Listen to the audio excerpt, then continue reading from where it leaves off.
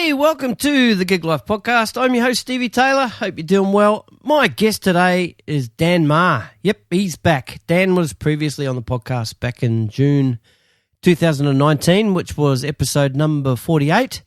Go back and check that out sometime. It was awesome to hang out with Dan again. Heaps has happened in the almost 5 years since we last talked. We caught up a couple of days before he had to report back to duty for the Australian Idol house band.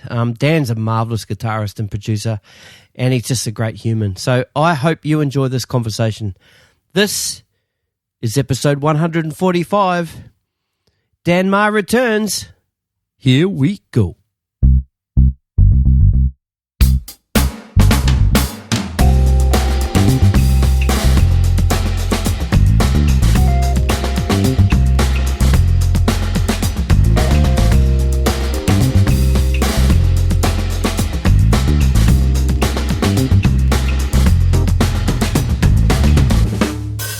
So I think we're rolling. Dan Maher. Stevie. What's good?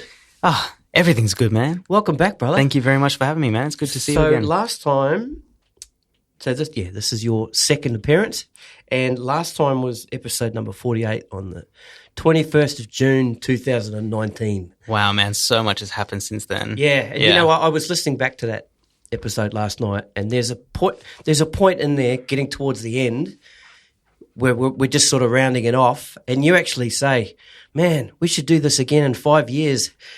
No, really? Literally, yeah. Oh, no way. And I'm like, oh, fuck. It's fucking 5 years. That was like a premonition. I'm the Nostradamus of this podcast. and then after that was like, yeah, and then we'll do a part 3 when I'm old, you know. Yeah. Oh, wild, man. I forgot that I said that. Yeah, well, man. How apt that we're here 5 years later. I know. Wow, and you kept that as a surprise, too, to say on here. Absolutely, yeah. And so, you know, obviously people that want to hear Dan's, what's the word, the retrospective and, you know, how it all sort of began for you, go back and listen to that one because we're not going to do that one today. We've done it. No one wants to hear that anymore. No, they do. No, they do. Trust me, you do. And some of the stuff that we'll talk about today might sort of bounce back off that. But yeah, it's there, people. Episode number 48. So, and I'll link that in the show notes. In the first third of the Gig Life podcast's history. Yeah, amazing. Yeah, man. It's good, cool, man. Good to be back here and to see what you built with it. It's really, really thanks, cool. Brother. So we're currently sitting in music studio number 3 at the Wentworth Point Community Centre Library. There's a sentence you never thought you'd say in that's your life, right, probably. That's right. And this is cool, man. So I did an interview with Marina De Silva years and years ago. It was about 2019 as well, I think, at the Bondi Junction Library. Oh, there you go. In something similar to this. So this is the second time I've sort of done something like this. And how does it compare to like out in like a cafe or a public space where there's like background noise? Obviously there's less. Obviously there's no noise. Yeah. It's more private. So but what I've found too is like when I've done the interviews and there's been heaps of noise, it's slightly distracting at the time, and then I'm thinking to myself, well, I'll be able to fix that in post, put a noise filter through there, or be able to sort of gate when I'm not talking, gate myself, my microphone, and that sort of thing. Bounce levels up and down. Yeah, but once I get to post production and start listening back, you can hardly hear it. That speaks to the quality of these mics. The directional mics, man, yeah. Shout out to Rode. This podcast was brought to you by Rode and Zoom and these custom-made, the Gig Life podcast, power banks. No, actually. This is a sticker, right? That's my first set of merch I've ever. I love it, man. And you're the first recipient of a Gig Life podcast It's sticker. gone right on my case as soon as I get home, bro. So I want that front and centre on Idol. Done. No, I'm joking. Done, man. I'll put it right on my Kemper. Yeah, right in the camera view. No, I want it on the guitar. On the guitar, yeah, man. Actually, on the scratch player. There you go. Oh, yeah. Done. You were also saying, like this community centre. You were saying previously, your partner and yourself use these rooms, rent these rooms out for different things. Yeah. So there's So my partner does all kinds of artist services, including artist development, video production, music video production. Sorry, and so there's a recording studio here like a control room, and then there's a live room there as well. And the two are connected, so there's a big TV monitor in both rooms that you can kind of see, and the audio is fed through one room into the other. But what we'll do is we'll like work with like developing artists, and I'll work with them sort of on the audio side in the control room, and then after a couple hours there, they'll go into the live room with Chrissy, and they'll work on their like stagecraft, their their performance, and basically just develop media prep and all that kind of thing, to sort of give them a well-rounded sort of insight into what it sort of takes to make it in the business. That's great, man. Yeah, it's good to be doing that with young people as well, who they're still malleable in the sense that they're soaking up information and stuff like that. So that's something that we do here a lot, because the facility is actually just really good for it. Yep. So we do that a lot. Yep. Yeah, Wentworth Point, like me and the family, we've walked around here a little bit, and also down the front of the what do you call it, the River Cat track, all the way down into Homebush, and the back of what's the name of the park there with the slides and the... That's Homebush. Homebush, yeah. Park, isn't it? It's Olympic... Wentworth Park. Oh, I don't actually know. Yeah. But down by the river there, like right. on the river. Yeah. So we quite often, we'll do that walk, or we'll do the... there's like an old gunner's barracks. We'll do that walk. Yeah. So is that where the sunken ship is? Yeah. Dude, next time you're in the area, let me know, and we'll grab do a coffee. Yeah. We'll do, man. Awesome. Now that you know where the finest coffee is. Yeah, for sure. This is nice. And, it's funny that first episode that we did, you rocked up to my house with a McDonald's coffee. That's right. I do remember that, yeah. And it was shit. And every time you drank out of it, your face cruised. Yeah. I've come around to Mac. I feel like either Macca's coffee has gotten better since then, or I've just lowered my coffee standards. I think it's lowered coffee standards, yeah. And it's tricky for me with coffee, because I drink black coffee. A lot of people obviously get their flavours from the types of milk and that kind of stuff, but black coffe's black coffee, man. You're only going to get whatever beans they put in there. Exactly. If it's burned, it's burned. There's no covering that up. That's right. But, I'm kind of used to that. So another thing, one of the first questions I asked in the last episode too, which I'm going to ask again, what's the day in the life of Dan Maher in 2024, in January 2024? Oh, God, that's weird to hear. In 2024. Wow. Because I said that question, but it was in May 2019. Yeah, so a lot's changed. Man, a day in the life is similar, but not at all the same anymore. Like, I feel like I've kind of grown up a lot since then, especially in terms of like just how I approach music and how I approach like life and creating balance. That, like, if you'd asked me in May 2019, which you did, like, that guy back then had zero balance in his life at all. And I feel like you were just, these opportunities were coming at you, and you were just like taking them and then reflecting, and time to sort of sit back and. No, exactly. I was just like sort of running myself into the ground a little bit, not in a bad way, but I was just like just exhausted all the time, doing 1,000 gigs a week and saying no to nothing. Saying no to nothing. If I could physically be there, I would be there, you know.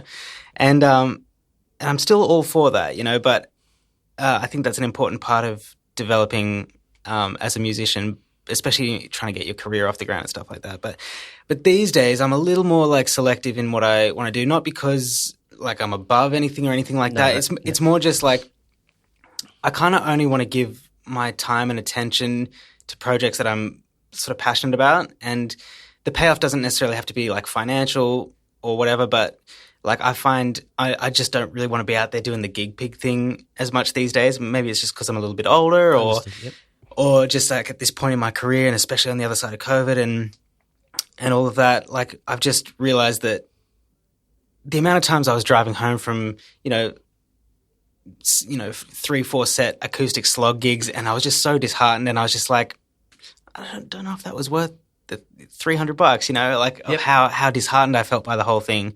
And obviously those gigs are great and they have their place, and I've done thousands of them, but I'm just at a point now where I kind of just want to be focusing and directing my attention on like actually, like building something, so like focusing more on like music production and music direction and actually doing gigs where like I'm being fulfilled more than just financially, you know, like things that I'm actually excited and passionate about. So yeah, so as far as the day in the life of me goes, I'm sort of just, I'm doing a lot of different things, a lot of music production, working with a lot of artists, and still doing the TV thing, which I love. And that's like been a big chunk of my career for the last, since just before we met, really. Yeah, like maybe the year before we met. Yep. And that's still something that I really love doing. But apart from like the day-to-day out there gigging every night kind of thing, I'm sort of more, picky and choosy these days. Yeah. But yeah. So, at this time in January, so you're, if people are watching TV as of today, so today's date is the 31st of January. Mm-hmm. And last night, was that right? Night before. Night before was the first episode of season 24 of Australian Idol. Mm-hmm, correct. Right? And as of this Sunday, that's when you start. So we start. Maybe not. You probably started before. But I mean, this is when it starts getting. Yeah, well, I mean, we moved to set on Sunday, but I don't think it actually airs. Like our first band episode doesn't air until the 18th of Feb, I don't think. But we start moving in and rehearsing and and doing our on set preparations and stuff like that. So yep. It's sort of getting crunch time now. I'm in the process of learning a million songs for that and programming all my sounds and going through that whole rigmarole. So the programming of sounds then. So are you so to find the sounds that you're going to program, do you need to have a fair idea of the songs that you're going to be playing? Yeah, I mean, most of the songs are going to be kind of sound alike things. It's more like if, say we get, a list of 30 songs, 20 of them probably have guitar parts on them already. 10 of them might not. They might just be production-heavy things or keys-based things without guitar.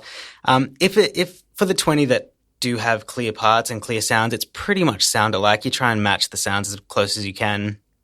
And for the remaining 10, you kind of just come up with a cool sound and a part that fits the track. Yep. The music director, Dorian West, will tell you if he wants something played a different way. But until you hear something from him, pretty much you just have free reign to do your own thing with that. And this show is more along the lines of adding things to it rather than taking things away. I've done shows before where there's like the show is more inclined to strip things back than to add more to it, where this is the kind of the opposite. We want to make it as big and cinematic as possible. Understood, so, So as far as like programming sounds, I try to just match the sounds exactly as I hear them on the recording. And then if the track doesn't have parts to it, I'll just come up with a sound and a vibe that kind of suits it. But do you find that a challenge, just trying to match sounds, or are you over top of your gear that much now that you can kind of know where to go? Yeah, I mean, back when I first, so I've gone through a whole bunch of different like amp modelers and profilers. I've gone through like the Axifx, the Helix, a heap of software on the computer. And what are you using now? So since 2019, since pretty much just before we met, I've been using a Kemper profiler. Kemper, yep. Yeah. And that to me I bought on a whim because I just needed something. I got rid of my Helix, which I'd been using on the Voice. I was really never happy with the sounds that I got out of that. And then Dancing with the Stars came up and I was like, oh, I actually need to get my hands. I wish I didn't sell the Helix, blah, blah, blah. So I need to get my hands on something else. And instead of buying another Helix, I ended up just on a whim just trying the Kemper because I was never really happy with the Helix anyway. So straight out of the box, I was just in love with this thing. And that was before I actually deep dived and learned how to really tweak it to perfection. Yep. And I've just spent so many hours on it now that I kind of know exactly how to get the sound that I need. Plus so the difference is like an amp modeler versus a profiler. Like a modeler will go and like try to replicate the sound via EQ of a different amp type, Yep. But a profiler like the Kemper is, you can actually go and profile, like you stick a cord from your amp into the back of the Kemper and it makes this horrific sound for a couple of minutes and you need earmuffs. It's so deafeningly loud. Is it like calibrating or something, is it? It's basically, I actually don't really know or understand the science behind it, but it's been described to me as stealing the sonic DNA of the amp. And I'm sure there is something to do with EQs and impulse responses in there, but it physically has a relationship with the amp that it's profiling, and I don't really know how it works. Part of me doesn't want to know because it's so magical, but I'm also just curious, and I've never really bothered to learn how it works. But Fair enough. But I have a list of like 38,000 different amp types. 38,000, which is far too much choice for any guitar player. Man, I have like choice paralysis at the best of times. Like give me 5 different amp types and I'll pick from there. But 38, 38 grand, 38,000, I should say, is it's too much. Yeah.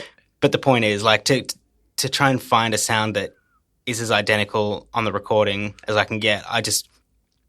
I'll listen to the song, kind of get a vague idea of what type of amp they might be using, like if it sounds like a Marshall or like a Plexi or a Vox or something like that, or a Fender.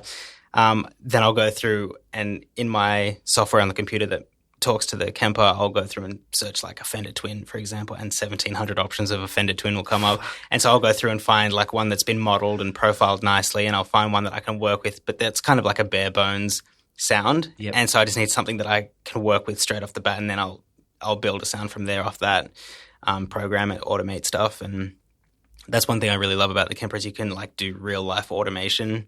You can set 2 different sets of parameters for all your sounds, and you can blend and set like a trigger for them. So like if I know that I want like a high pass sweep, like a filter sweep up on a chord, I can do that, or I can have it sweep back down if the verse of a song has the same groove, the same rhythm, but all the high end is all of a sudden rolled off. You can just, with a click of a button, just have this thing sweep down in time. And button. Yeah. And if you're playing to click tracks, which we are, I can just tap tempo that. And so it, if I step on it in time, it'll just sweep down at the exact time that I program it to. Wow. It's really cool to be able to do that stuff live, because that's normally stuff that you have to do in post-production on, in sessions and in mixing and stuff like that. Yep. It's really cool to be able to do that in real life. So I've done the deep dive with Kemper, man, in terms of matching sounds and having to do all that. I've just spent hundreds of, maybe even thousands at this point of hours, on the Kemper. And so definitely know my way around it now. That's cool, man. And what about guitars? Are you changing up guitars much? Yeah. So, okay. So, I mean, in general, I have like 35 guitars myself, but I really, day to day, I only really use a few of them. But I always use shows like this as an example, as a opportunity to use pretty much everything that I have. Okay. So if I need like one guitar for one song the whole season, I'll do it. I won't try and make it work on like, for example, if I need an SG on one song, but I could get away with doing it on a Strat, I'll bring the SG just for that one song, because what's the point? Looks fucking cool too. Yeah, exactly. I know. Part of that is probably psychological, man. I feel like if you feel like you're doing it authentically, like if we're doing an AC/DC track or something rock and roll, I feel like you're going to play it more authentically if you've got the right instrument in your hands. I know exactly what you mean. Yeah. Yep. So it's like when playing drums, like, us drummers with our snare drum collections. Yeah, exactly. You're not going to have a little 5-inch brass snare drum trying to play fucking Bonham. No, exactly. You need the Black Beauty for that. Exactly. Yeah. I've got a Black Beauty. Yeah, of course you do. That's what I use. Yeah. See, man, I know my snare drum. And you feel, because you actually said in that the last episode that we did, you're a guitarist in a drummer's body. Do you remember saying that? Probably. I still feel that way, but I think I do remember saying that. That's what you said. Yeah. Because I've always been obsessed with drummers. Yeah. You and you had your cymbal and your floor tom. Man, I've told you some embarrassing stuff. No. Hey, for people, it's all there. Go and listen for yourself. Yeah, Episode 48, guys. 48, go. Do it. Yeah. What was I going to say? So who's the band on this year's Australian Model? It's pretty much the same as last year, which no one probably knows because we didn't do this last year. I spoke to Adam. No, actually, Adam told me after I interviewed him, because it wasn't. I don't think it was knowledge yet. Oh right, he told me after that who the band was. Right. Yeah. So last year it's pretty much the same. There's just the keys that have switched out this year. So last year was. So it was me on guitar, Dorian West on guitar, keys, trumpet, MD, all-round genius. Jason Hira on drums from Melbourne, absolute weapon. Obviously Adam Ventura on bass. Last year was Daryl Beaton on keys, but this year it's Bo Golden. both absolute weapons as well. And then that's the rhythm section. Then on BVs we have Carmen Smith, Haley Teal, and Carlos Velasquez. Yep. Carlos C major. Yep.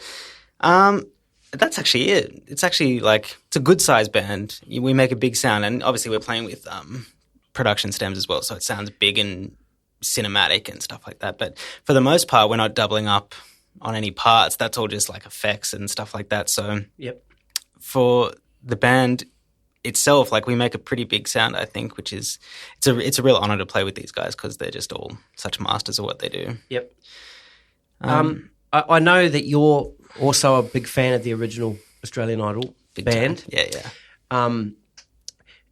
One of the reasons not the reason I started this podcast, but when I decided to do this podcast, the first bunch of names I wrote down was that all of them in that band. Oh, right, yeah. Right? So the John Foreman All-Star Band. That's right. Yeah. So, and out of them, so I've interviewed Gordo, Sick. Mark Costa, Tony Azzopardi. I haven't interviewed Chris Camzelis one-on-one, but he was part of a guitar. Oh, yeah, I did see that. Yeah, with It was with who else was on there? Ben Rogers, Mark Right. Maloof. That's right. Yeah. The Guitarist Round Table, was that? It was, yeah. And Matt Wakeling from the that's Guitar right. Speak podcast. Yeah, sick. And Pete Northcote. So Absolute legend. Who else out of that band? Rex. No, I haven't interviewed Rex. Yeah. I only just recently met Rex. Oh, really? He's a lovely on dude. Boxing Day. Oh, no way. First so time I'd ever recently. met him. Yeah. Where'd you meet him on I was Boxing at Day? a party. Oh, on right. Boxing Day. Yeah, nice. Yeah. Who else out of that band? But anyway, so yeah, like you, I would watch Idol to watch the band. Yeah. And I think we all did, like in the scene. Like that was such such an exciting like sort of time because that was the first time there was any show like that, and it was a big deal. And that was like the premiere like gig. Like those guys were like superstars. Yeah, for sure. And when I first heard that Australian Idol was coming back, my first thought was, are they going to bring those guys back? If they don't, who's the band going to be? And then when I heard who the band was, I went, well, of course it is. Fucking of course it's you guys. That's sweet.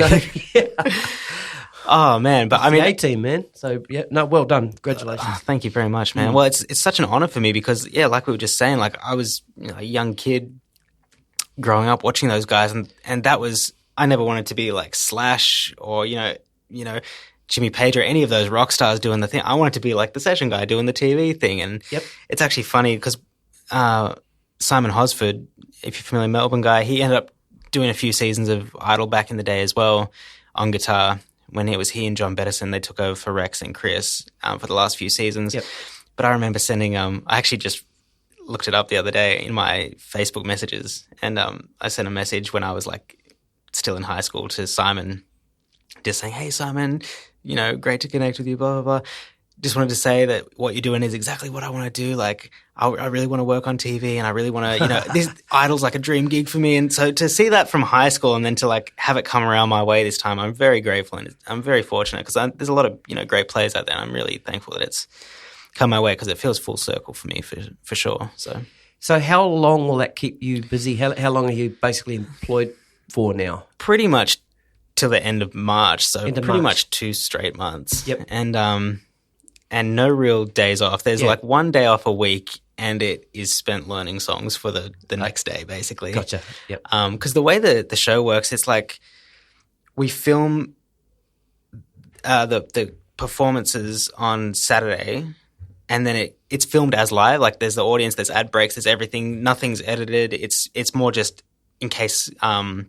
It's more just to give people more time to get the sets changed and stuff like that. But everything is like as live, nothing changes. And then it airs exactly as that on the Sunday night. Yep. And the Sunday's our day off. And Yep.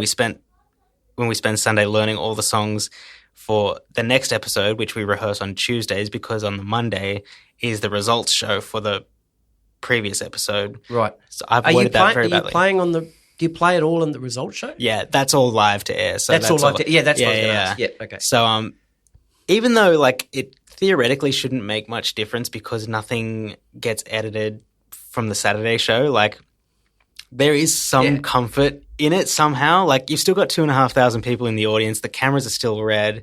Like it's as if it's live. For all we all know, it could be live to air that night. But something about the results show on the Monday where it's out there in real time. It's just like that's a different feeling for someone. Yeah. Because obviously you don't want people walking out of there knowing the results. So there's that little bit of and that's exactly extra pressure from everyone, I think. Yeah, and I think that's exactly why the results is live, is because so nothing can get leaked or nothing. Of course, yeah. And I think you can bet on this show. I think it's something you can bet on at TAB, and I think legally. Really? I think legally. Wow. Don't quote me on it, but I think legally you can't have something that you can bet on be edited. Like it can't be. It has to be live in real time so that the results can't be altered. Yeah, of course. Yeah. Or you can't. Yeah. Don't quote me on that, but I'm pretty sure that that's a factor. I could be talking absolute rubbish, but I've just heard that. I've heard that thrown around a few times, and I think that there could be something to that. Is there anything in your contracts like you're not allowed to bet on the result? Not that I've seen, actually. Not that you've seen. Might be in the fine print. I was going to say. When you get home this afternoon. I better look over and send it to my lawyer. That's so funny. Good stuff. So, as we were coming in here, you've got red eyes. You've been staring at a screen all night, right? I promise I'm not high. No. And we were talking about glasses and all that sort of stuff. Yeah. But you're, like you said, you're in the process of preparing sounds and that kind of stuff. But you also spoke about some other projects that you're trying to finish off before you put your head into Idol. So, tell us about some of that and how much of that stuff are you doing? Obviously, you won't be doing it from the end of March, but how much of your time outside of Idol is spent on that? It's becoming more and more like as time goes on, and that kind of goes back to me sort of doing less of the gig thing and focusing more on studio stuff and this and that. But right now, like it's more just I've got a bunch of tracks that we're sending out to like kind of people to top line and or releasing putting things out for sync. And I've got like a couple of producers in LA that like I'm working on, and a couple in Orlando as well that I'm kind of writing like a loop pack for each of them. That's cool. So I'm like spending heaps of time getting all these loops together, and this is stuff that I've been like trying to get done by before the end of last year, and then I keep getting busy with other stuff and it keeps getting put on the back burner. I'm like, if I don't do it now, I'm gonna be out of action until April really. And I'm trying to finish up all these like kind of outstanding things that I've got just looming in the back burner there that I kind of just don't want to have people hitting me up going, hey man, where's that thing that we were talking about? Yep. When I'm right in the middle of learning all these tracks or, about to perform the show or whatever. I'm just trying to knock as many things off my list as I can. But yeah, that's cool. Yeah. The production you do for The Masked Singer.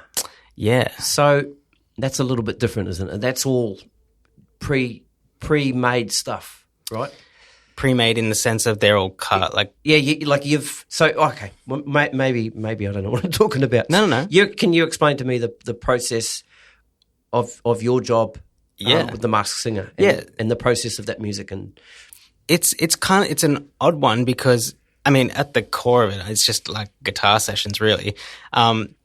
It's all done remotely though, and so we have people from like all over the world doing this. Like Jason Hero was another one. He was tracking all of his drums from Mauritius, and we had Colin Snape, and he was in New York. He's a Melbourne guy, but he's was in New York like programming sounds, and then there's me here, and then Rex, the bass player, he's in Queensland, and like so we all work. So basically, a day in the life on that gig is I wake up every day, check this Google document that we all work off. It's just a big spreadsheet basically.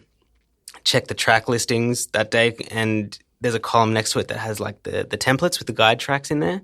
And so every day I'll check which tracks have templates added to the column next to them. And so if there's new ones that I haven't already done, I'll go through, load those files into Logic, and then I'll basically, again, sound design all the tones and program stuff, and basically send fully like mixed guitar stems back. Actually, I just upload them to a Dropbox link and then put that Dropbox link back in the spreadsheet. In the Google Doc. We really don't talk to anybody. Like it's a very connected gig in that way. Like everyone's working very efficiently, very hard, but we don't really see or talk or have anything to do with each other really. That's another Dorian gig, but he'll check in every now and then, and if there's something specific he wants on the tracks, like again, most of the time these songs don't even have guitar on them in the first place, and in those instances they kind of want to add stuff. And I don't always know what they're going to want, so I'll put down 20 different ideas or whatever on a track that doesn't have any guitar on it in the first place, and if I'm lucky, one of them might make the mix, you know. Okay. There's been plenty of times where I've put down like what I thought was killer parts, and then it just hasn't suited the song or whatever. But that's just me getting carried away, you know. Yeah. Because you know, I spend so much time, like, for every song that I have to learn, it's probably like 70% of the time learning the song and then 30% jamming on the song. But on the tracks where there's no guitar, I spend like 70% of the song jamming on it and then 30% actually putting down parts, just to kind of see what suits it and what's going to work with it. And like I said, sometimes it makes the cut and sometimes it doesn't. But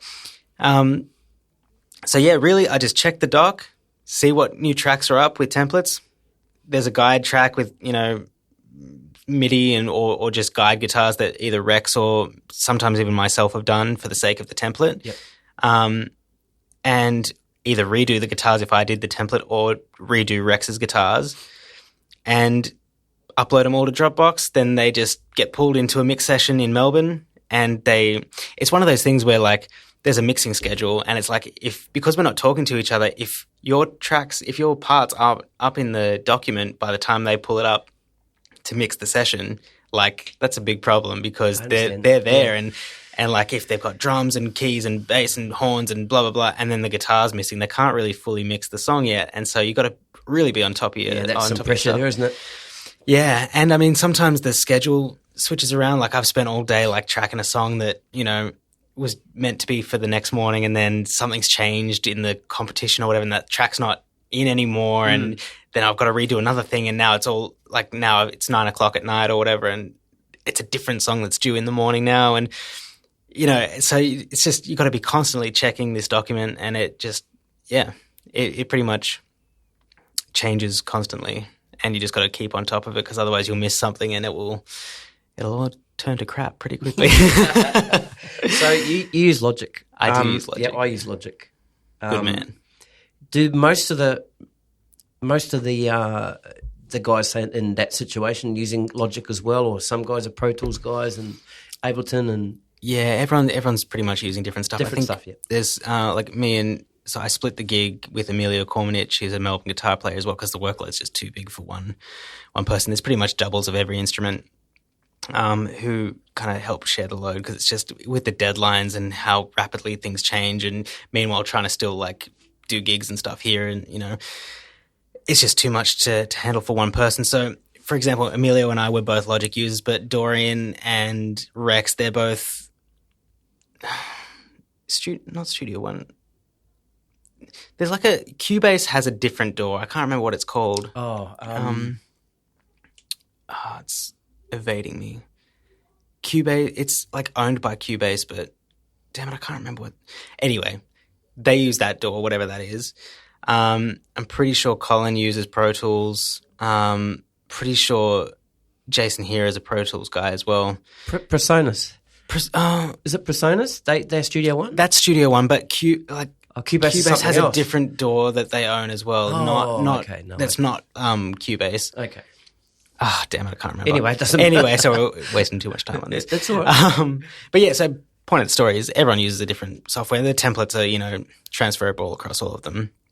So they're sort of, it doesn't really matter which DAW you use as long as it works for you. Yeah. It comes with all the tempo information and the you know, the structure of the song and everything. It's all laid out very clearly, and it's pretty hard to mess it up, you know. They've given you plenty to work with. Yep. In that latest update of Logic, there's that the mastering assistant in the mix bus now. Yeah, and I really regret buying Ozone. You know, the isotope mastering software. Oh no, I use the noise reduction for isotope, right? Oh right, yeah. So, but is that the RX series? Yeah, and it's great, man. Yeah, it's a super plug in that. It's, you know, with that plus I use a SSL Channel strip. Bus compressor. Oh, yeah, cool. Yeah, yeah. That's the only compressor I use. This is all for this podcast. Is it the? Oh, right, cool. Is it the G? The G one. bus. The G bus. Yeah. But yeah, so for the first time in the last episode that I released, I used that mastering assistant. Oh, yeah. How was that? Fucking awesome. Yeah. Thank Fantastic. God you swore. I was like trying to hold back on No, swearing. you can swear as much as you like. Yeah, yeah. no, I haven't all of a sudden become nice. No, I was just like holding back because I was like, oh, I Don't don't hold know. back. Okay, yeah, cool. Yeah. 'Cause, I mean, I'm a potty mouth. Fuck. But fuck, man. Yeah. But now that you've said it, you've given me free reign. You won't be able to stop me now. But yeah, no, it's great. I have used it. And it's about time that there was something like that. Like I was saying, I have Ozone, which is isotope software, Right. Which is all mastering stuff. Yeah. And in my opinion, in my opinion, the Logic one doesn't quite hit the mark but it's so much better than nothing, or so much better than just, having to go through and make a master chain yourself.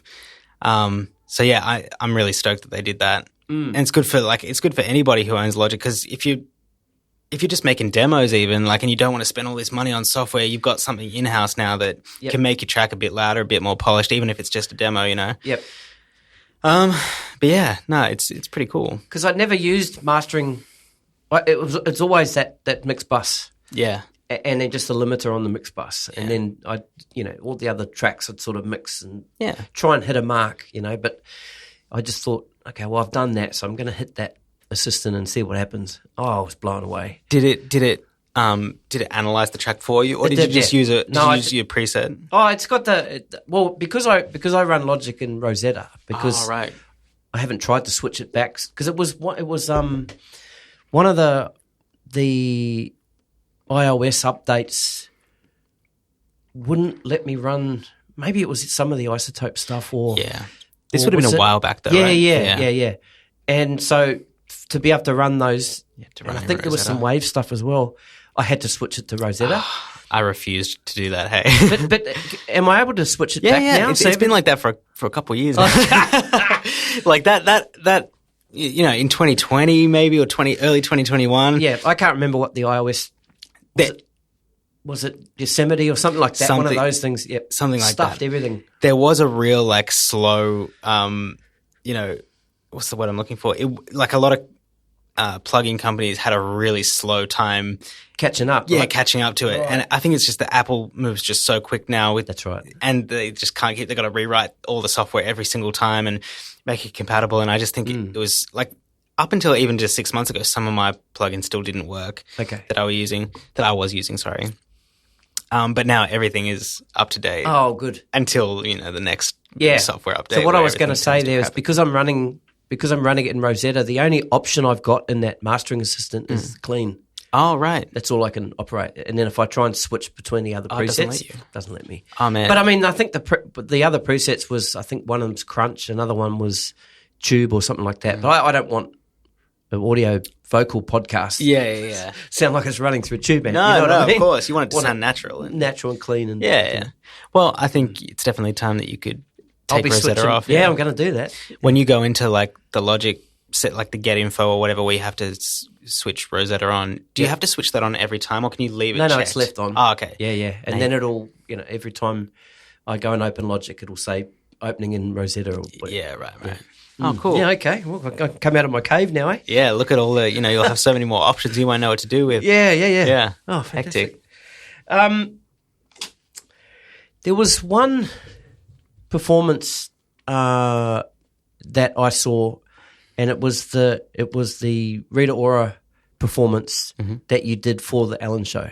Oh, yeah, at the State Theatre there. State Theatre, right. Yeah, so that was beautiful. Can you tell me about that day and that performance, and obviously that wasn't recorded live? That wasn't sort of a pre-recorded. That was pre-recorded. Ellen sort of. Well, it was for her. For her show, I understand. Yeah, but it was not.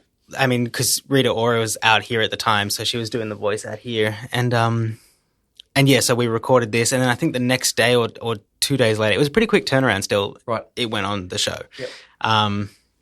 And that was an amazing day, because there was so much production value in there. The crew was massive. we actually doubled up and we did that performance in the foyer of the State Theatre. Yep. And then after we... With the staircase. With the staircase, yeah. Yep. And then after that, we all moved into the actual theatre on the stage, but filmed back with the seating in the background. Oh, cool. And so we did a heap of like MTV, Amazon performances there as well. So we kind of just made a day of it, like the whole team made a day of it and filmed all these different performances. Why not, eh? Yeah. Wow. I think they were already in one of the most stunning venues we have, and they had to do these performances one way or the other. And so I had a couple of cool moments that whole day with her. We probably did like 15 or 16 songs all up with her across the whole day. But yeah, that Ellen performance I never thought I'd do anything on Ellen, you know. And I think because of that was early 2021, so we were still like in the midst of sort of COVID. We were sort of between lockdowns at that point. Yep. And so I think most of the Ellen performances that were happening around the time were all pre-recorded. I don't think there was anything live in studio because of, safety reasons or whatever. I'm not sure what the situation was in America at the time, but yeah, so we pretty much ran the song probably 4 or 5 times and got a take that everyone was happy with, and yeah, and watching it back, it translated so well. Oh, it's amazing. Like it was just stunning, like down to the finest details. It was really, really cool to be a part of that. And then to go in and spend the rest of the day, kind of the whole band as well, like string section and everything. We were, we were all there all day. But I had a couple of cool like acoustic moments just with her. We did a couple of tracks, just the two of us as well. So the rest of the band would leave, and there's some of my favorite performances that I've got with her. Mm. That was really cool to be a part of that. And I'm very grateful to Joel Farland for booking me on for that. So that was very cool. Excellent. Yeah. The other notable thing that I've caught my attention was the guitar stuff that you've done with Amy Shark and Sam Fisher. Oh yeah, that's great stuff, man. So thanks. Tell me about that gig. So that sort of all happened during Idol last year. Okay. So I got a call from Lisa Wilkinson, not the journalist. Yep. She's a publicist at Sony, absolute legend. And she hit me up saying, "Hey, I've got Sam Fisher out from LA. He's an Aussie dude, but I've got him out here doing promo for the month. What's his schedule like?" And I said, "Oh, terrible timing. Like I'm on this show like for 2 and I'm a huge Sam Fisher fan. Like long before this gig ever came up. Like I listened to him relentlessly throughout lockdown, and incredible like songwriter, great artist, huge fan. So I was so stoked that she hit me up about this, but I was like, "Oh, Lisa, it's terrible timing. I'm off the grid pretty much with this show." And she's like, "No, that's cool. We're pretty flexible because it's all promo. We can book it around your schedule." Mm. So they pretty much took my Idol schedule and they filled in every spare second that I had away from the show with these Sam Fisher gigs, which was very busy because there was not a lot of downtime. But I'm really grateful that they were able to shift it around me, because that's very rare. Like most times it's a take it or leave it kind of gig. Can you make the date? Yes or no? Find someone else. Yeah, but for some reason there was something flexible about this, and they were able to, to shift around at the Idol schedule, which I'm really grateful for. And the Amy Shark factor was that they'd happened to they were about to release a song together, and Amy's a judge on the show, And so, we did some performances of that song that they released together on Idol. And I was booked on for that independent to Idol, despite the fact that I was in the band. So the rest of the band would go off on the break. Everyone would think that I was going to be there as well. And then I'm like, "Oh, I actually could stay back and do I've got another gig here." Yeah. It came through Sony. It wasn't even through Idol, It's just so funny. But I'm a huge Amy Shark fan as well. She's such a legend, and she's great on the show too. And they work really well together. And so to have the opportunity in amongst everything else that was going on to play with the both of them and these songs that are just such beautifully written songs, really musical. Both of them are such artists. And so I'm really grateful that I was able to do that with them and have it be a positive experience. And they're both super humble, super down to earth, and just the real deal when it comes to artistry, So how do you come up with your guitar parts with Amy? Do you sit together and she goes, "Well, I'm going to play this"? Does she play that every time, or does she tend to move around a little bit? So, like, I mean, that song called High on You, it's such a beautiful song. It's all very guitar, finger picky. Yeah. Have you heard the song? Yeah, I was watching the video. Oh, the video, of course. You just said that. It's quite, like, finger picky, and, you know, Amy sort of accompanies herself on the guitar, but is not... he's the first to say that she's not all that, like, technical with it. And so there's a lot of intricate parts to it. And she was I was always going into it with the idea of, like you just said, like, how do you want to approach this? Like, what are you going to play? What can I play? But the way that she sort of responded to that was more just like, you just do what you want to do and I'll, like, fiddle around you. Let me fiddle. Okay, gotcha. Yeah, so you hold it down and I'll just, like, put sprinkles on there, you know, because she had to sing as well. Of course. Yeah.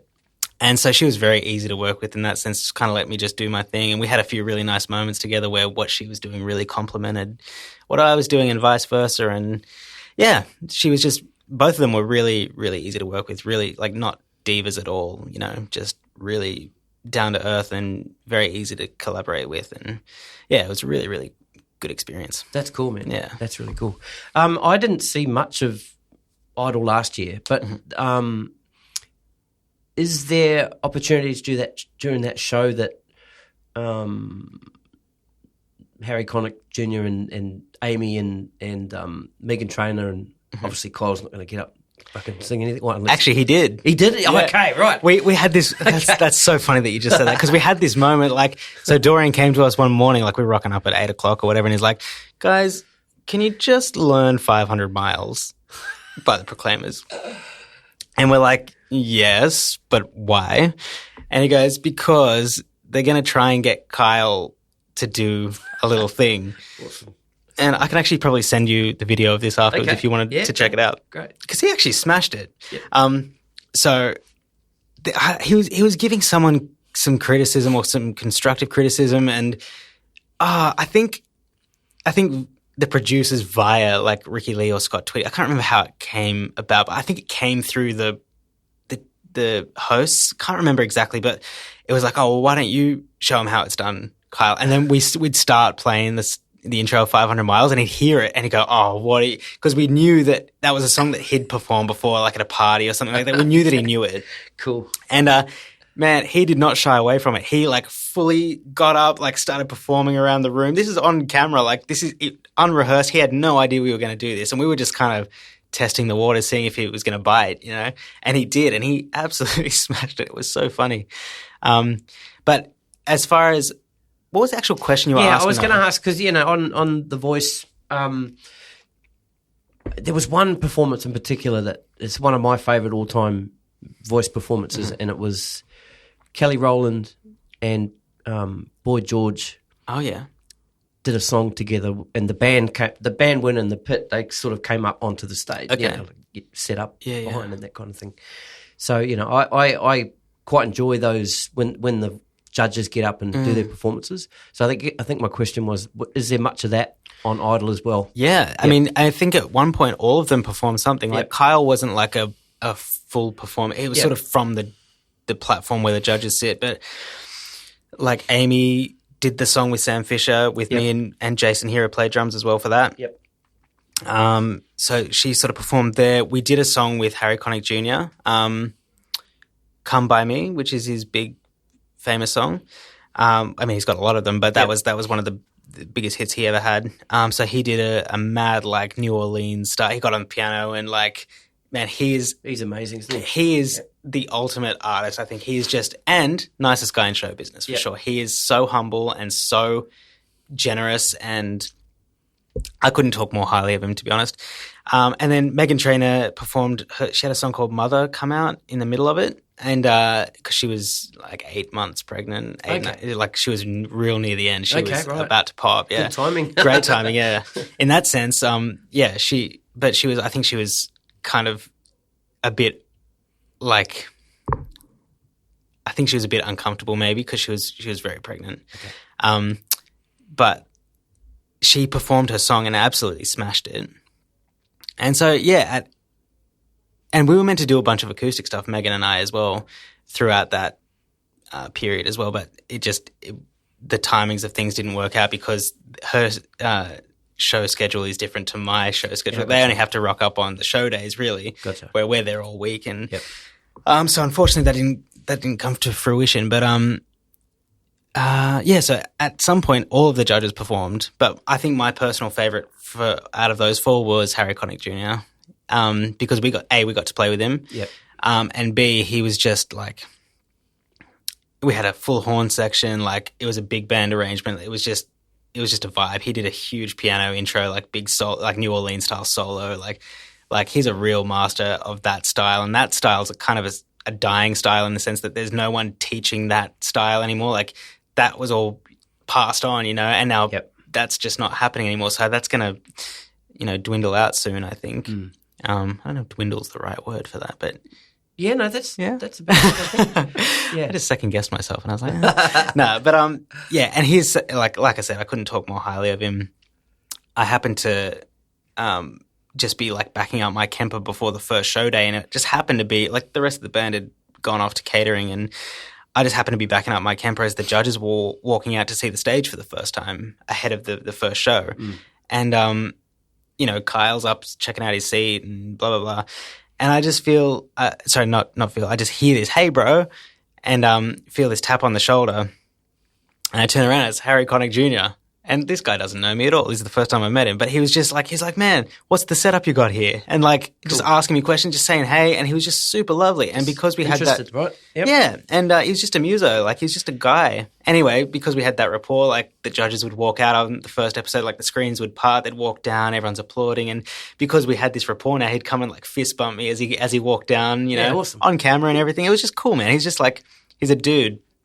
I used to, obviously watch Hey Hey It's Saturday back in the day. Didn't we all? And I used to love it when Harry Connick Jr. was in town and he would play on that show. Oh, yeah, sick. Yeah. He probably did come by me at one point. Right. Yeah. Yeah, wild. That's cool, man. Now, another show that you did in this sort of 5-year break since we last caught up was Name That Tune. Yeah. And I remember talking to Daryl about this when I interviewed him, and that was just sort of pre-COVID, and we're talking about Randy Jackson and what was that experience like? And also, is that show still happening? Yeah, that show's been but back in the States. Yeah. Right? Yeah. I think that show hasn't stopped in 50 years. I think it's been I think it was maybe another reboot season, but it's been going. It's one of the earliest game shows that America's ever had, I think. It's been going since literally like TV existed. Right. But yeah, so I'm not sure what Daryl already told you with it, but the whole he told me Randy Jackson didn't play. He didn't. We had like our own sort of bass player in the band. Yeah. He'd kind of like play the theme song every now and then. He had a bass there, but he was sort of more of a co-host. He's the co-host, frontman type sort of Yeah, and originally I think he was sort of viewed as like sort of a bit of a band leader, but he didn't really. He was more in a co-host capacity. Gotcha. That was another Dorian gig. Okay.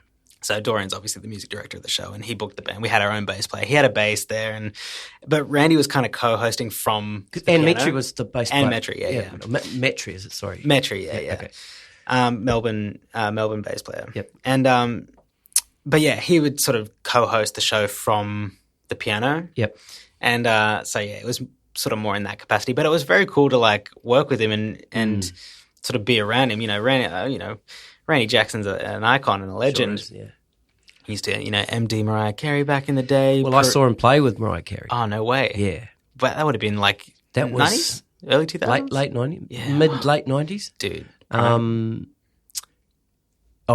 He was awesome. And, obviously this was before he, lost all his weight too, because, he looks really good now. But he was just this big, menacing figure on stage, just commanding that band, big 6-string bass. Man. Just unbelievable. Just absolute fantastic. weapon. I remember watching like instructional videos on YouTube back in the day of Randy, just on Groove, and this is when he was in like the prime of his bass playing career. Now he's a bit more of a personality, I think, than a bass player. Although having said that, he was just at the time of filming that show, he was just about to go on tour with Journey. With Journey, that's right. Yeah. I'm not sure if he's still playing with Journey now. I actually don't know. Yeah.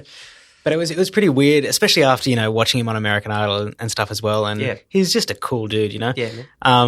But it was pretty wild to just be sort of just working alongside him, It's just such a bizarre turn, especially in the middle of COVID. This is like right in the middle of 2020, This is such a weird turn of events. You just never know where life is gonna take you, Yeah, that's interesting. We were talking a little bit earlier about ChatGPT and AI and stuff. My saving grace.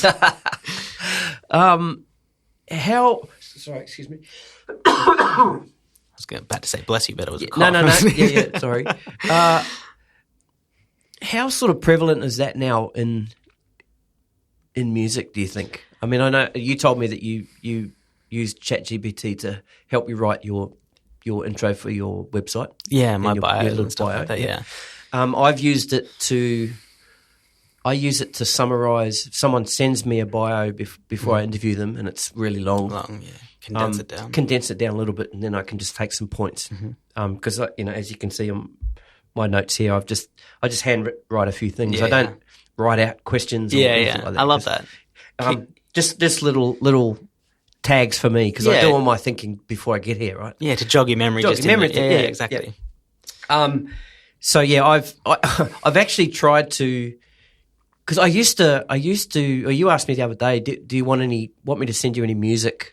Oh yeah, that's right. And I told you that I don't put music in the podcast anymore because I got not a lot, but I got some content restrictions and copyrights, and because the episodes get automatically uploaded to YouTube. Oh, just right. as an audio. Yeah, and then YouTube blocks it. And they would get blocked. I got a couple of notices from Apple Podcasts about some stuff. Yeah. So I don't put music in there anymore. I just link it in show notes and stuff like that. And I used to spend a lot of time trying to write out and doing like a talking intro. Yeah. Oh, yeah, I do remember that. But I don't do that anymore. Yeah, so I just do a little intro at the start, just introducing a little bit of a rundown, and then we're into it. Yeah, and that keeps the flow. You just listen. Yeah, exactly. But like I said, for the bios, I'll use ChatGPT, and then before I sort of decided that I wasn't going to do these big long intros, I would try and get ChatGPT to write me out the intros. The intros, yeah. And then I read them back and go, man, what a fucking wank. I'm not saying that. That's not me. Bro, I can't even say that word, I know, man. That's exactly how I feel reading back my own ChatGPT. Yeah.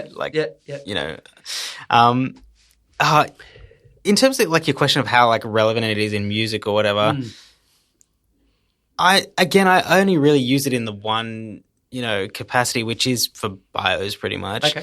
And that's just because if you haven't gauged from this conversation, I'm prone to rambling, and that extends to no, you're not. That extends to written word as well. So I can and often do like just write way too much, and obviously for the purposes of bios and stuff like that, like you said, short and sweet is usually the way to go. But so I'll put in a bio that I've already got or that I've written or whatever, and I'll just put it into ChatGPT. Say, can you write this? Can you rewrite this to be 150 words with a focus on SEO, like search engine optimization for like algorithmic stuff online? And it will just, in an instant just give me a bunch of wanky rewrites of a already pretty wanky bio. But and sometimes I'll have to like click the refresh button to find one that's kind of not too sickening to read. Yeah. And I might have to switch out a few words here and there. But for the most part, like I think it's designed to try and sell yourself. And even if it is a bit cringe to listen back or read back a bio about yourself, it's just like, it's kind of the purpose of it to some degree, But ChatGPT really does like frame things in a way that I wouldn't normally think to do it and make it sound a bit more captivating or professional or something like that, polished. Yeah, a bit more polished. And but I know plenty of like music producers in songwriting sessions who, if there's like, they won't use it for the whole lyrics, but if they're stuck on a line or they can't rhyme a word with another word, or if everyone's just blocking on something, they'll just chat GPT like, what's a word that rhymes with this, or what's a sentence that rhymes with this, and they'll use that to just maybe not even copy and paste that in, but they just jog their memory into things. And send them somewhere else. Yeah, okay. But it's scary, man. I did as a test. I went into ChatGPT and said, "Can you write me a song in the key of F about I got someone in the room at the time to like give me a random thing, like if we're in here, like about a piano stool falling in love with an air conditioner in the key of F at 150 BPM, and it in like a split second, it writes me a song in the key of F with chord changes. Wow, a full song, full lyrics about a piano stool falling in love with an air conditioner, and it's fucking good. Like, it's a shit subject, but like the lyrics that they come up with, it's terrifying. Obviously, there's, you know, a song like that isn't going to go anywhere, but that's not the point, though, is it? It's kind of terrifying that it could come up with something original, and like if you just refresh it again and it rewrites it, it's completely different again, and it's still like pretty impressive in terms of the kind of how poetic it can come across. I don't think it'll ever replace people, you know, in terms of the human element to songwriting and stuff like that, but it's bloody terrifying how... And I guess maybe in some circles it might. Yeah, I think... In advertising and yeah, you know. Probably already has, you know. Probably already has, yeah. And because you can do that with music as well. Like you can... That just happened to be lyrics in ChatGPT, but there's AI software that, you know, you can say, give me a song, give me a trap song in the key of, I don't know, B flat minor, you know, that's 3 minutes long, and it will generate an entire beat for you. And it's just, that's terrifying as well, because like the average artist who's trying to make it can just, instead of paying a few $1,000s to get a producer to make a beat for him or whatever, or buying a beat off like a beat website, like you can just get all this stuff just instantly, and they're not going to know the difference, you know. They won't care that there's no human element to that. You know, they're just going to go, oh, this beat has a vibe, I can rap over this, or I can come up with a hook over this. I think overall, producers and writers who like will use AI as like a tool to aid their own productions, I think that'll be where it's at, rather than like the ones who don't utilize AI will end up getting left behind, I reckon. Are you aware of it in your productions? And well, I mean, obviously you're aware of it. I'm aware. We're talking about it, but is it something that you're conscious of? Definitely. While you're working, yep. But we were even talking about it before, like the Logic mastering software, like that's intelligently analyzing your song and creating a master for you. You don't have to do anything, you know. All you have to do is just play the song and it analyzes everything. And you can do that with, like, you know, all these intelligent EQs and it's just, I think it's already happened on a smaller scale like that, and we've just been using them as tools, and there's nothing wrong with that. But at the same time, like, if you're not planning on being a mastering engineer, like, you will never need to learn how to master a song or anything like that, because you can just slap the Logic mastering stuff on it, you know? Same with Ozone. It's just like, these are all like intelligent things, and I think it's only going to get like worse. And there's plugins like Beat Monkey, for example. Have you ever checked that out? Not Beat Monkey, no. Oh, literally, it's just, or is it Beat Dragon? Monkey sounds good. I think Beat Monkey's Beat Monkey sounds better. Yeah, than Beat Dragon. Let's just Beat Monkey. But it's just like literally you just click it and it just generates an entire new beat out of scratch, and it outputs all the MIDI. You can go and tweak it, swap out the samples if you want it, but it's got like, it's just endless different algorithms of different beats, and you can just click the button and it generates a new beat, generates a new beat, generates a new beat. I don't own this plugin or use it. I kind of feel like that kind of takes the fun out of it. Yep. But for someone who's not rhythmic or not musical in that way, which sadly a lot of producers aren't musicians really, like I can understand the appeal there. But my point being that there's a lot of software that's already using AI to kind of replace human creativity. We probably just weren't aware of the word AI, maybe. Yeah. Wasn't quite as prevalent in media now and that kind of stuff. I remember, going back to the mastering thing, I was doing these, I was part of this sort of production, what's it called? Shit, I can't even remember what it was called now. This is 6-7 years ago. I was getting right into production. And I was part of this thing, the name will come to me later, but once a month you get sent a track from you know, whoever supplied it, uploaded into Logic, all the files were there, and then you got to mix it yourself. Is it mixed with the masters? Is it that? No, it's not mixed masters. It was the guy that has Recording Revolution. I can't remember if he's still going, and this other guy. Oh man. Was it a competition? Like everyone would? Yeah. Oh, yeah. I mean, and it was voted on by your peers and that kind of stuff. Yeah. But it was just a big community where you'd get sent these tracks. They're just basic stems. Sometimes they weren't. All the gain structures were all off. All off. So Yeah. basically, you're given the project, and then you got till such and such a date to do your mix and then send it through. Right? Yeah. One of these guys started talking about Lander. Have you heard about Lander? Yeah. Yeah. So if you want a sort of a quick sort of master, put the track into Lander. But I never ever liked the result of Lander. Everything I ever put in there, maybe it was just the way that I was mixing stuff. It never ever sounded any good. Lander started as a website, right? Or was it? It's a web based mastering thing. Because now they have a plugin that's similar to like Ozone, where it's like it's a mastering plugin that analyzes your track for you. But apparently, I mean, I can't speak to the website version of it that you're using, but apparently the plugin's amazing. Okay. Apparently, like it's getting rave reviews for this intelligent mastering, and I get why people want to do that because they want their demos to sound polished and crisp without having to know how to do that stuff. It won't replace like a real human master probably with attention to detail, but how did you find the Lander experience when you were?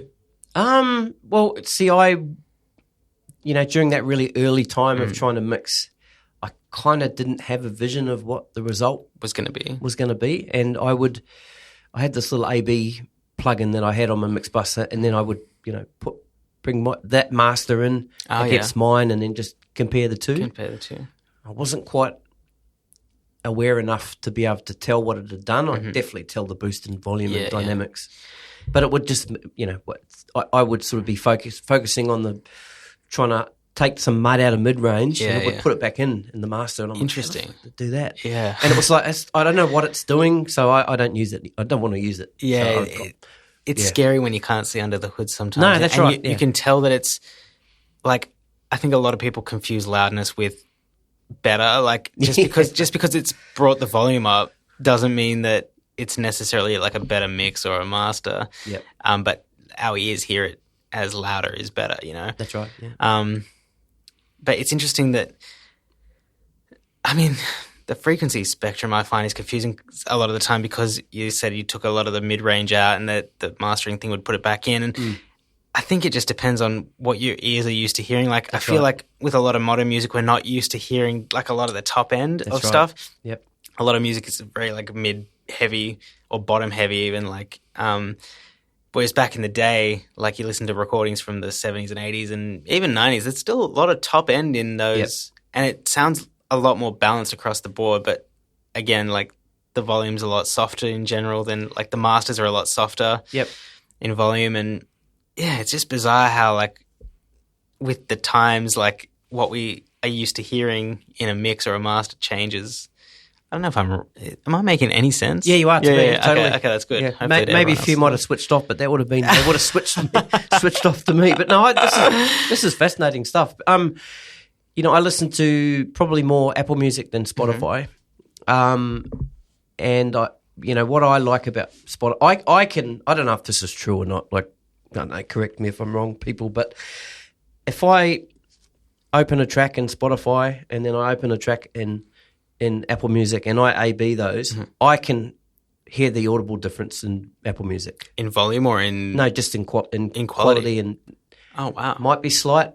But you can tell. Maybe it's psychological. I don't fucking know, but... Probably not. I tend to always go for Apple Music. And now, they've got the mixing in Dolby Atmos now. And, I think what you were saying about, how top end's sort of getting mixed out, I think it's coming back now with some of the new sort of stuff. And the remastered stuff that's getting remastered in Dolby Atmos is pretty amazing. Here's another Logic hack. Did you know that you can mix in Dolby Atmos in Logic like it's already built into Logic. Yeah, I know, but it's wild. Yeah, you gotta know how to do it, of course. know. Yeah. Which is where I lose interest. That's right. Not lose interest, but like know my limits. Yeah, you got to have more than just two speakers sitting in front of you. You know. Yeah. I went to Big Sound in September last year. You know, the music conference. Yeah. And that was my first time hearing an actual proper mix in a proper studio in Dolby Atmos, because they had Neumann had a little pop-up studio thing going on, and a couple of my mates who were engineers there, Stefan and Stu, they're like the Dolby Atmos like masters of 301 basically. And they were showcasing their mixes of Rocket Man by Elton John, right, but in Dolby Atmos. And it was the first time I'd actually heard a proper Dolby Atmos mix, and it was just fucking unbelievable. It felt like, I don't even know how to describe it. It just feels like it's just all around you, and it's just, I've listened to 8D mixes before, like 8-dimensional mixes before, where it's probably the same thing, but it just didn't feel the same at all. Yep. Like, you know, I listened to this Pentatonics track one time, and it was in 8D, and it just sounded like they were just constantly moving throughout my head, like from the back of my head to the front, to the side. And it was it was a little bit off-putting, actually. Like, I found it quite distracting to the song, but with however they're mixing now in Dolby Atmos, like, I just find that it's just so,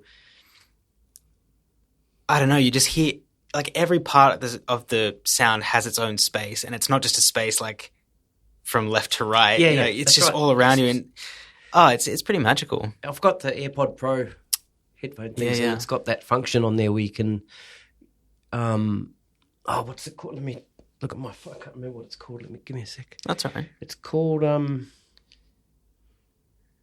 We need some elevator music, right?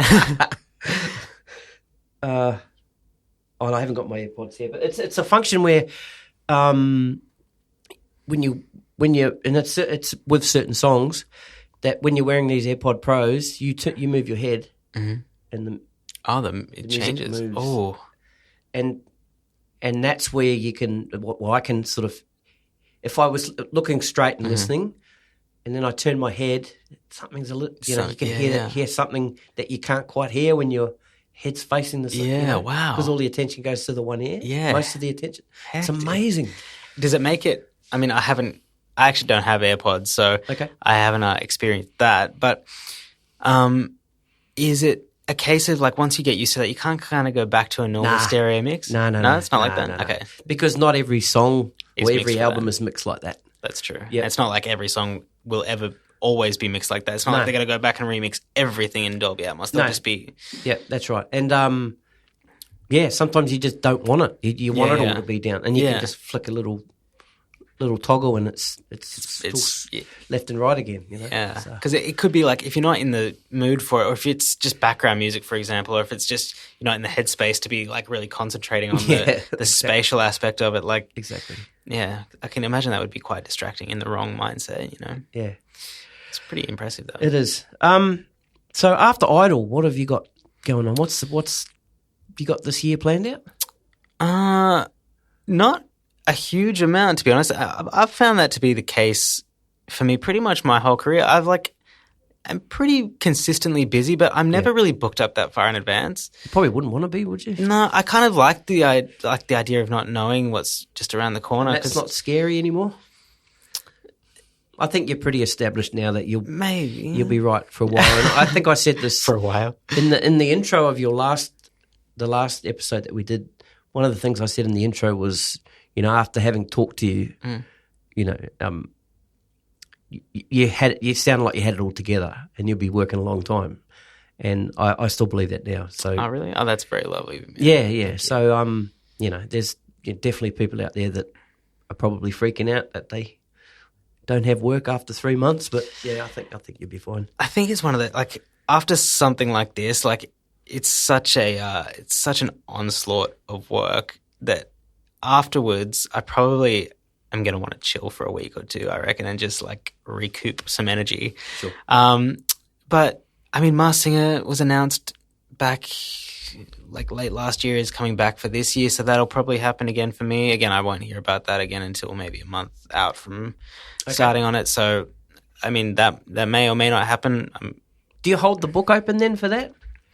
I keep it in the back of my mind. Yeah. And if there's something that comes up that's like, for example, if there's a tour or something comes up where I'm going to be out of action for a big chunk of what would be the Masked Singer season, I'd probably try and get an answer out of someone sooner than earlier. Yeah. But earlier than later. Yep.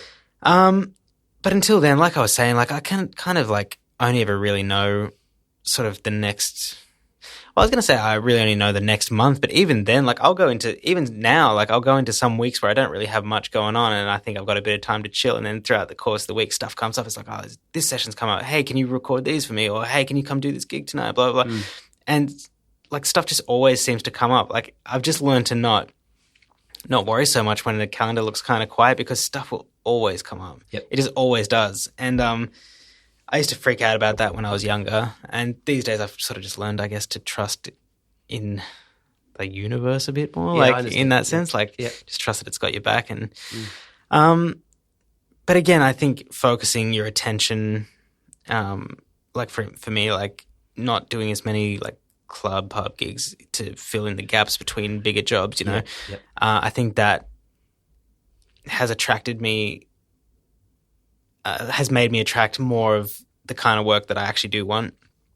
I kind of like the idea of just being more in control of things, like rather than being the one being called for gigs, I'd rather be the one calling other people saying, hey, I've got this gig for you. And so I've sort of moved more into this like music kind of direction role more over the last few years. And I kind of like being the one in the driver's seat when it comes to that kind of thing. And like being able to choose the right people for the right jobs and stuff like that. And I love putting together like the live shows and you know, making arrangements and stuff like that. So yeah, in terms of what's on after that, I'm just going to try and, I don't know, chill for a week and then just get back to business. I'm assuming stuff will come up between now and the end of the show that will probably fill up the next few months after that. Then off to America in the middle of the year for 3 weeks, just on like kind of a working sort of holiday. It's mostly a holiday, but we're going to tee up a bunch of meetings and sessions and stuff while we're over there. And yeah, so that's a bit of a boring answer. Not much is in the books is the short version. Yep. But again, stuff always comes up. Ask me again in 3 months and it'll probably be a different story. Yep. But yeah.